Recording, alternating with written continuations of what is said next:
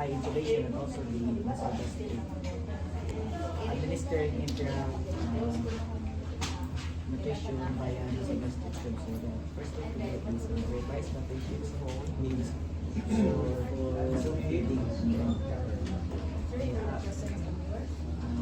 Assist the patient presence or skin breakdown, patency. As the patient is hard, appropriate uploading manuscript and beer.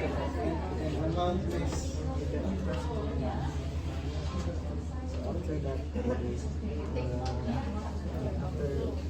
further is check the medical history of the patient, such as blood reflex, operation, surgery, unusual misbehavior.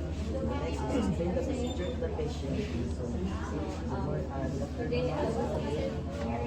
I was inserting a small tube through your stomach.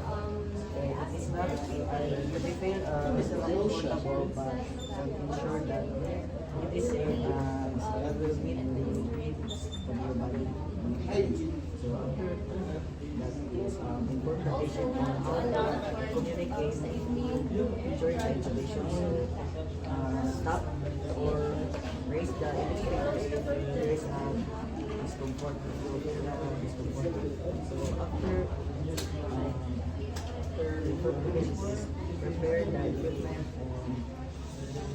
equipment and after that position the patient in high power position. The patient is in comatose semi-power position with head front forward. For the discover the patient just with a towel and then wash hands and then wear a glove.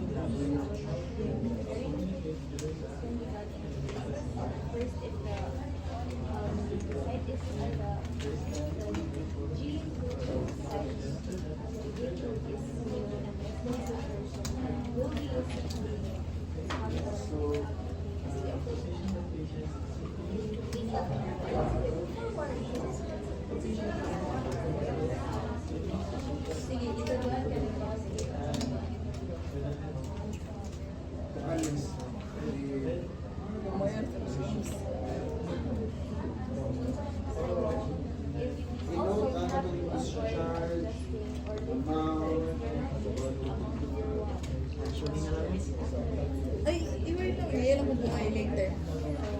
Sige na. Tapos bumay lang kasi sa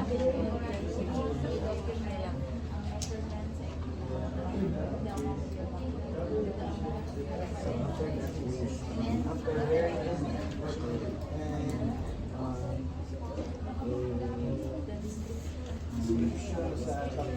determine the length of the tube.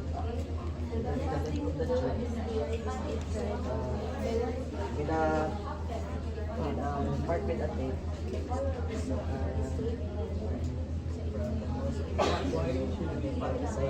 Xiphoid process. So after that is gently insert lubricate the tube for about 4 inches. For about 4 inches. Gently insert the tube in So may next sa patient na sa may position sa head sa patient na legs. Forward or backward. Ang initial position sa head sa patient. Backward or forward. Initial backward.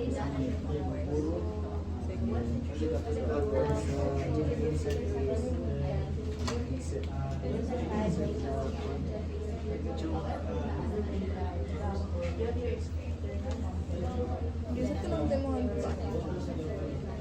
Once the tube reach the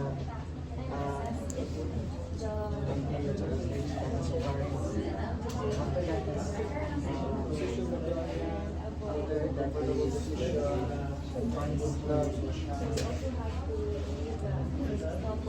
advance the choke several inches Para walay di mapilit sa skin as mo the sa client susunod. swallows and remove the choke immediately if there is a sign of respiratory distress. So, unsa na may kuha na position sa neck? Forward or backward? Forward lang na. So after that, Wala rin siya. Wala rin siya balik-balik ang ila. later sa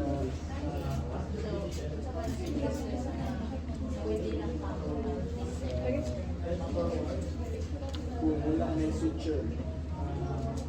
Wala mo to. Sige pa natin.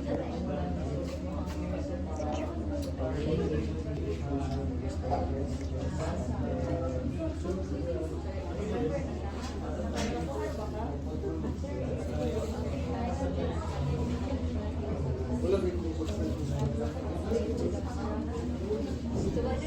ay, what's the office bro? Pero wala balik-balikan. I can advance further. Advance further, then make this way, and then secure the tube in that to the nose.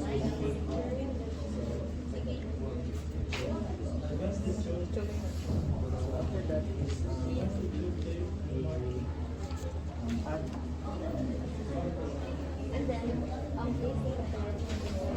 add 10 cc Drums? 10 cc of Magkabasay? Magkabasay? air stopping. Sino gamit ng skull tape?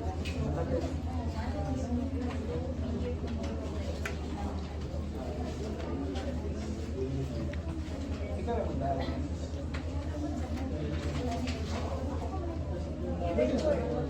Magdala sa mga skin. Kape naman po.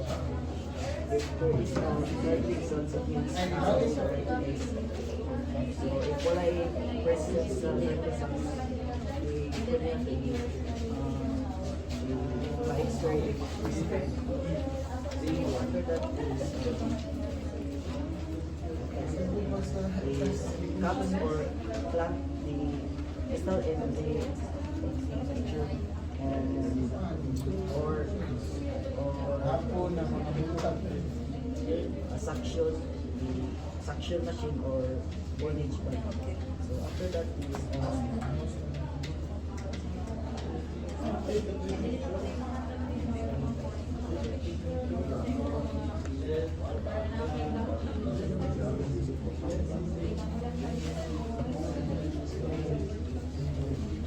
and after that is faster choke, faster choke in the patient's down with a tape. And after that is remove the gloves.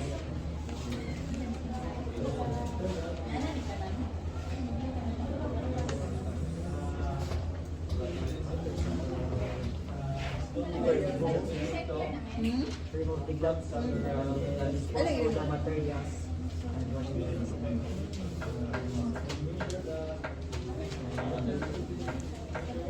Position I assist the patient in comfortable position and document the procedure. So after that is administering the internal nutrition via gastric. First step is to assist the patient's needs, food allergies and auscultate the bowel.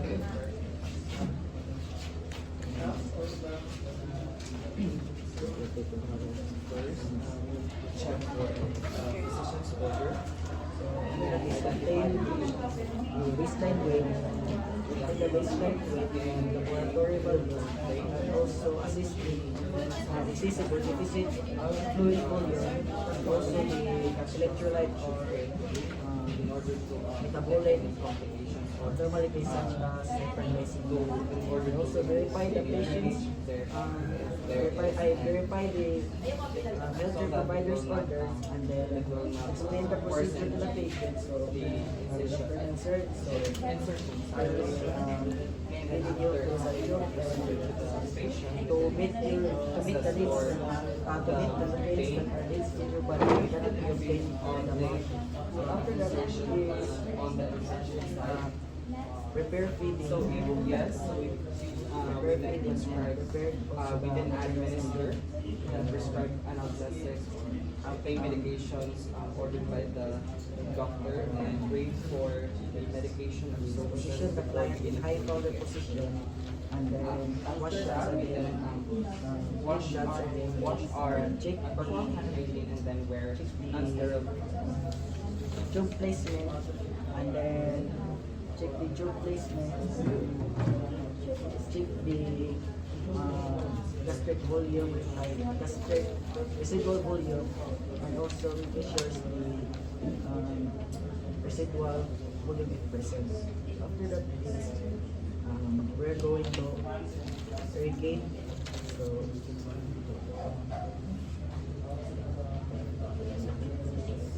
they close this kapag kasi Okay. and then start feeding with the food. Ano sa kabaso?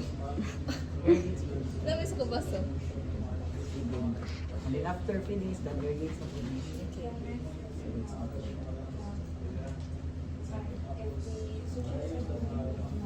after that is after washing, after irrigating, and after putting on gloves or non-sterile gloves, We then proceed to position, place the bed in a appropriate height and close all full the patient's bedside. Para dili mo kasud ang hangin or dili mo bawas ang limang sa patient kasi bottleneck sa choke. cups or clamps the cups or clamps the in the end of the statue and then Ay, ganun na dapat touch na siya Then talaga. after that, we then Sige, assist na natin. we can after see that that is just trust to maintain maintain the position and the patient and will has to ensure the bones get in place so we can use the tip